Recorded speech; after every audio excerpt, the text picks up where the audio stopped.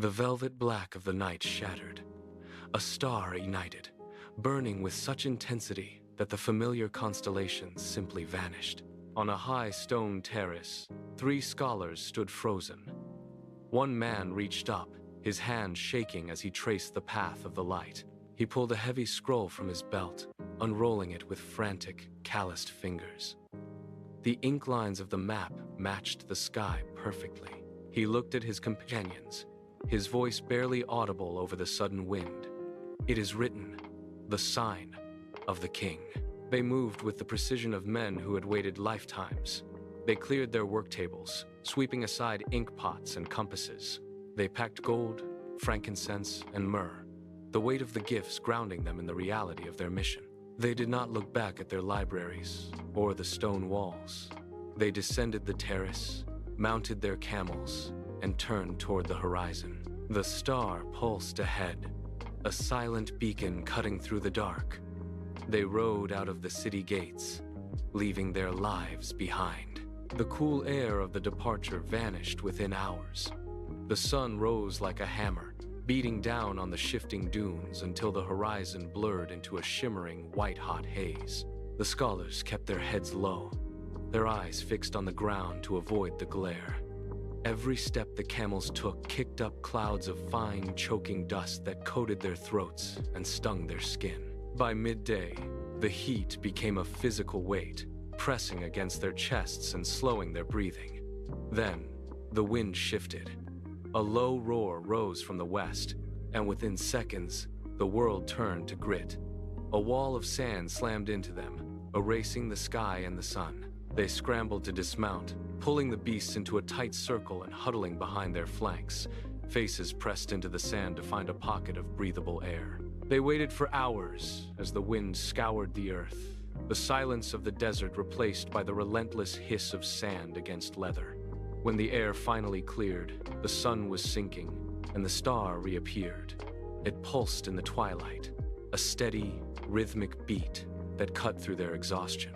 They climbed back onto their camels, their muscles stiff and aching, and turned toward the light.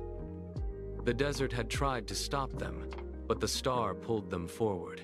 The gates of Jerusalem loomed, a jagged wall of gray stone that offered no welcome. The scholars entered the narrow alleys, their camels' hooves clattering against the hard, uneven pavement. They stopped a merchant near the market, their voices low and urgent. "Where is the newborn king?" they asked. The man froze, his eyes darting to the shadows before he turned and hurried away without a word. The silence that followed was heavy, sharp, and unnatural. Word traveled faster than they did. Inside the palace, the air grew thick with a different kind of heat.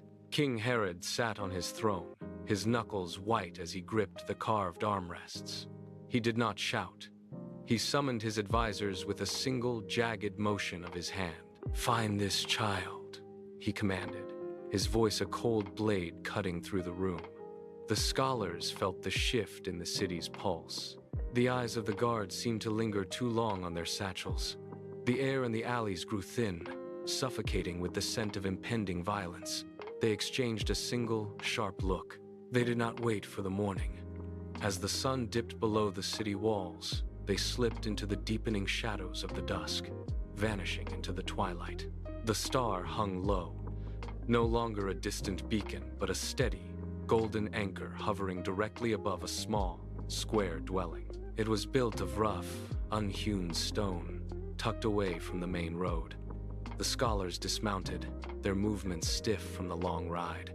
They approached the threshold, expecting the heavy iron of a fortress gate or the presence of guards. Instead, they found only a wooden door, weathered and slightly ajar. They pushed it open. The interior was dim, smelling of dry straw and animal warmth. There was no marble, no velvet, no golden light reflecting off polished walls. A young woman sat on a simple mat of woven grass, her back against the wall. She held a child in her arms. The scholars stopped, their breath hitching in the quiet air. They looked for the signs of royalty they had traced on their ancient scrolls, but found only the dust of the floor. The child reached out a tiny hand, fingers curling into the empty air. The scholars did not speak.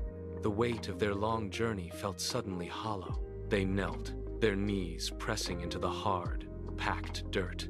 As they opened their chests to present the offerings, the glint of gold coins seemed out of place. The silence in the room held them. It was a weight that pressed against their chests, deeper and more enduring than the exhaustion of the desert. They left the jars of incense and myrrh at the feet of the child, the scent of the offerings mingling with the dry straw. They stood slowly, their joints aching, their eyes lingering on the child one final time. They turned and walked toward the door, stepping out into the cool, dark air of the night. The world outside remained exactly as they had left it.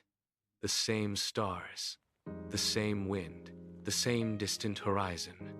Yet, as they walked away from the dwelling, the path beneath their feet felt different. The secret they carried was burned into their resolve. They had arrived as scholars seeking a king, but they departed as witnesses to a new era. They moved with the quiet, absolute certainty of men who had seen the future.